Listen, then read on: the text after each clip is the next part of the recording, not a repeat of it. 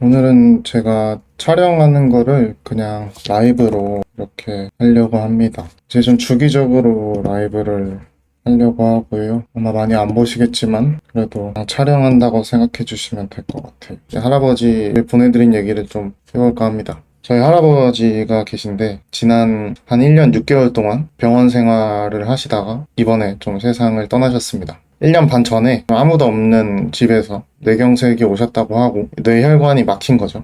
그래서 쓰러지셨는데 뒤늦게 큰아버지가 전화가 안 된다. 그래서 이웃분께 한번 가보라고 하셔가지고 가보셨는데 이제 할아버지가 쓰러져 계셨다. 그래서 앰뷸런스로 시내로 모셔왔는데 병원으로 옮겨지셨는데 이미 이제 몸의 절반이 왼쪽 마비가 되신 상태였다고 합니다. 나이가 90세시기 때문에 의사 선생님께서는 좀 준비를 해야 될 것 같다 이렇게 말씀을 하셨고, 왜냐면 좋아지더라도 다시 걸어 다니시고 이렇게 생활하시는 거는 불가능하다고 하시면서 그냥 임종을 준비하시는 게 낫겠다 이렇게 얘기를 하셨는데, 그때 이제 첫째 아들인 큰아버지가 그래도 끝까지 좀 치료를 해달라 이러면서 의사 선생님한테 좀 화를 냈다고 해요. 그래서 그러면 이 종합병원에서는 할 수 있는 게 없으니 뇌혈관 전문 센터로 가서 혈전 용해제, 뇌경색으로 막힌 거를 좀 녹이는 거를 하셔서 의식을 되찾으셨다고 합니다. 다시 좀 되찾으셨지만 이미 왼쪽은 마비가 되신 상태였고, 그 이후로 재활병원도 왔다 갔다 하시고 뇌혈관 전문 병원도 왔다 갔다 하셨다고 합니다.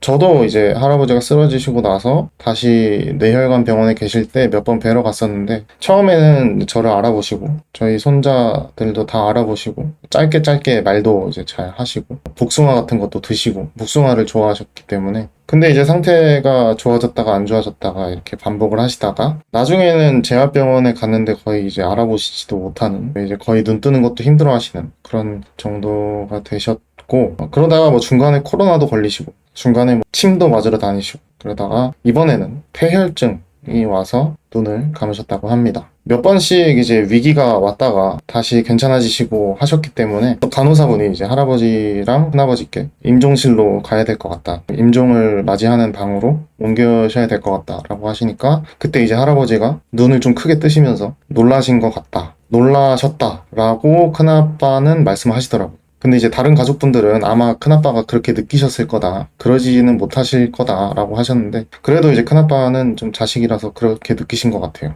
그래서 되게 임종실로 가신다는 사실에 놀라셨다고 하는데, 그때 이제 큰아버지가 괜찮아지면 또 다시 병실로 돌아오는 거죠 이렇게 말씀을 하셨고, 그래서 간호사님이 그럼요 이렇게 조금 할아버지를 누그러뜨리게 해주셨다고 합니다. 그리고 이제 임종실에 가셨고, 연락받은 첫째 아들과 넷째 막내딸, 자식이 4분이신데 2분만 먼저 오셨고, 그 자리에서 자식들을 보시다가 눈동자가 벽으로 가셨고 이제 그 상태로 운명을 하셨다고 합니다. 저는 할아버지가 돌아가셨다는 거를 제주도 여행 중에 갑자기 좀 연락을 받았습니다. 그래서 할아버지께서 돌아가셨다는 소식을 듣고 바로 비행기를 타고 서울로 왔다가 옷만 갈아입고 새벽에 바로 장례식으로 갔습니다. 그래서 이번에는 좀 할아버지가 1년 반 정도 병원에 계셨기 때문에 워낙에 길게 이제 아프셨고 자식분들도 좀 힘드시고 하시기 때문에 이번 장례식은 좀 차분했던 것 같아요. 많이 이제 준비들을 하고 계셨고, 그래서 예전에 제가 어렸을 때 할머니 돌아가셨을 때는 다들 되게 힘들어 하시고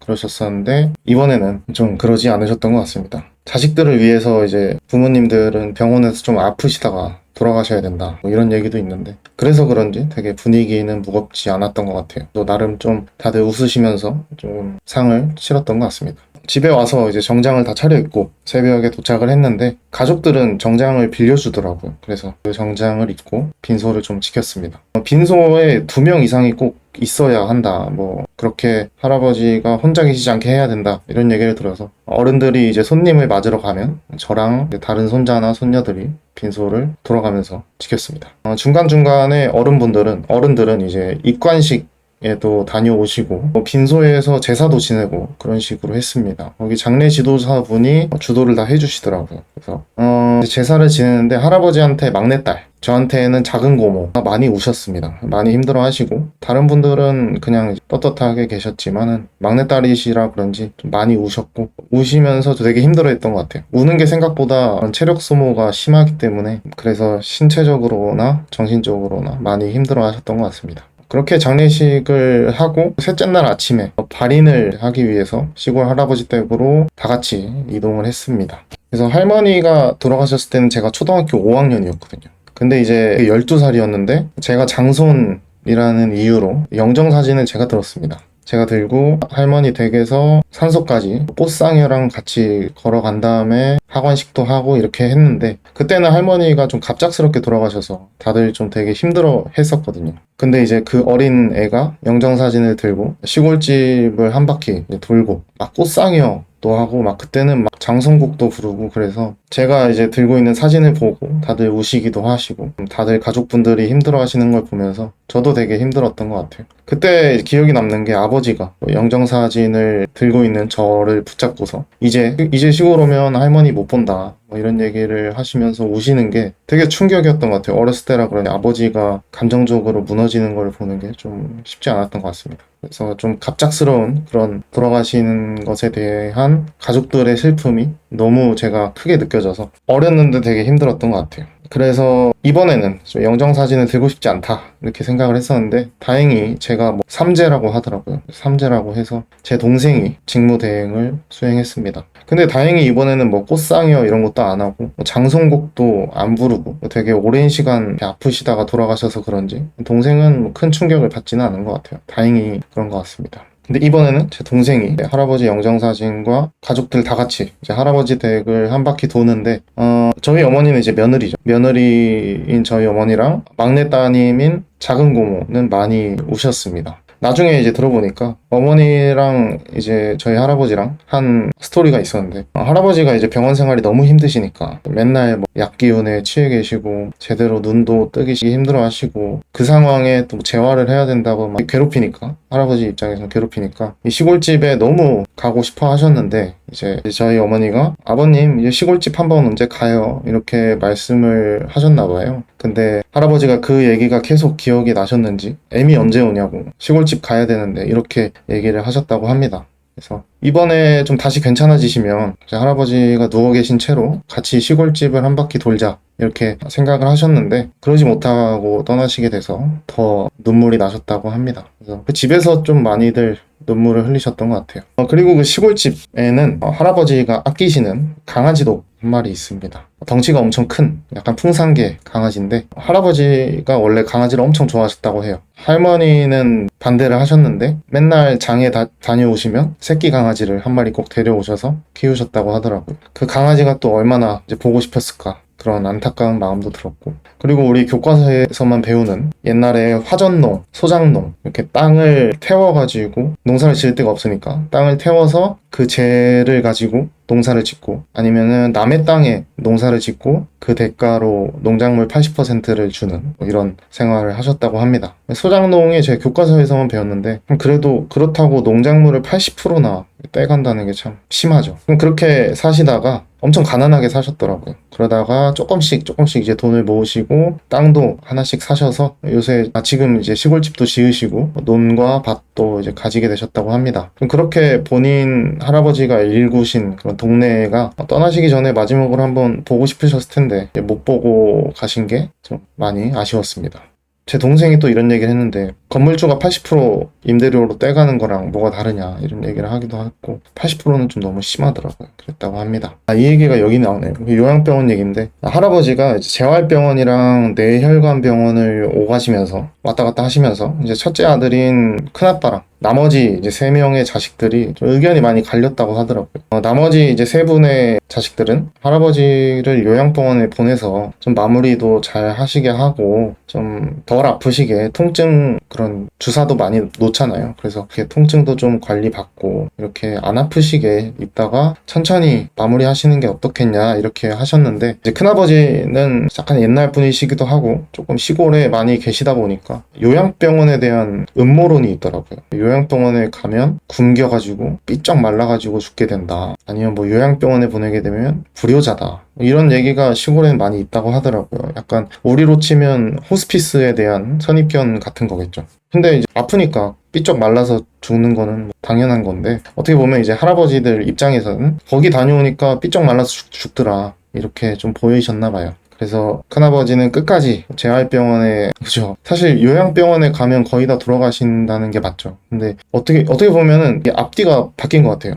거의 다 돌아가시는 분들이 요양병원에 가서 이제 마무리를 잘 하시게 하자는 거였죠. 이제 나머지 세 분은. 근데 이제 큰아버지는 그래도 끝까지 혼자 일어나실 수 있다, 이렇게 생각을 하시고 재활병원에다가 계속 할아버지를 모시고 이제 재활 훈련도 시키시고 뭐 침도 맞으러 다니고 하셨는데, 할아버지가 좀 많이 힘들어 하셨다고 합니다. 그런 침 맞는 것도 침 맞는 게 너무 싫어서 그냥 빨리 저승 가고 싶다 이런 얘기도 하셨다고 하고, 재활 운동 같은 것도 못 움직이는데 자꾸 세워놓으니까 이게 뭐 고문처럼 느끼셨다고 하더라고요. 그런 얘기도 있었고, 근데 저도 원래는 그런 생각이었어요. 의료로 최대한 할 수 있는 최선은 해봐야 되지 않겠냐. 내가 그런 상황에 있더라도, 아니면 내 부모나 이런 분들이 아프시더라도 의료는 최선을 다해서 하고 보내드려야 후회가 안 남지 않겠냐, 이렇게 생각을 했었는데, 저 개인적으로는 뭐 여러 책들도 보게 되고 호스피스 의사 선생님이 쓰신 책도 보고 뭐 다큐도 보고 하면서 이 끝을 인정하고 그냥 천천히 좀 정리하고, 작별 인사도 가족분들이랑 충분히 하고 내가 살아왔던 거를 정리하고 보내는 시간이 필요하겠구나, 이렇게 좀 생각이 바뀌었거든요.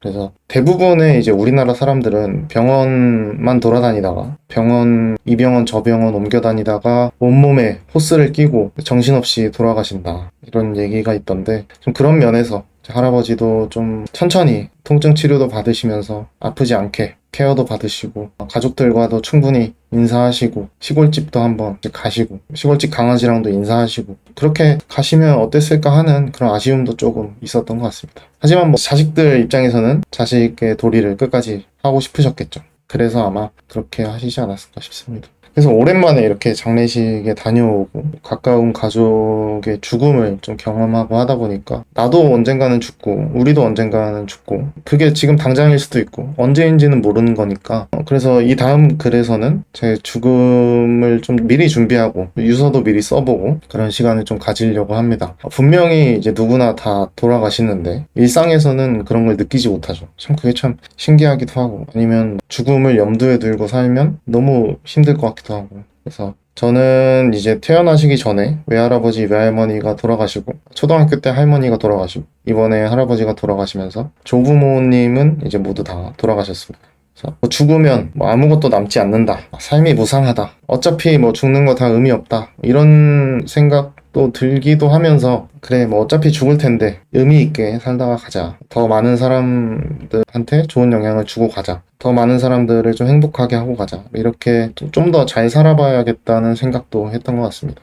그래서 할아버지한테 쓴 편지를 마지막으로 읽으면서 이번 할아버지 에피소드는 끝내겠습니다. 할아버지, 그곳엔 잘 도착하셨나요? 지난 1년 반 동안 얼마나 힘드셨을까요? 몸도 마음대로 안 움직이고 맛있는 것도 못 드시고 집에도 못 가시고 병원에만 계셨으니까 얼마나 힘드셨을지 모르겠습니다. 또 명절 때 할아버지를 뵙고 집에 돌아오던 길에 매번 이제 마당까지 나오셔서 배웅을 해주시던 할아버지 모습이 아직도 기억이 납니다. 할아버지 할머니가 돌아가시고 혼자 계실 때 적적하시니까 전화 자주 드리라고 했는데 충분히 그러지 못한 것 같아서 죄송한 마음도 듭니다. 항상 전화를 드리면 고맙다고 하시던 할아버지 목소리도 생각이 납니다. 손녀딸들처럼 좀 싹싹하게 굴지도 못하고 그냥 뭐 때 되면 세배하고 뭐 딱딱하게 전화만 하던 그런 손자였던 것 같습니다. 이제 그곳에 가셨으니 할머니도 만나시고 키우던 강아지들도 만나시고 아픔도 없고 이별도 없는 그곳에서 좀 행복하게 웃고 계셨으면 좋겠습니다.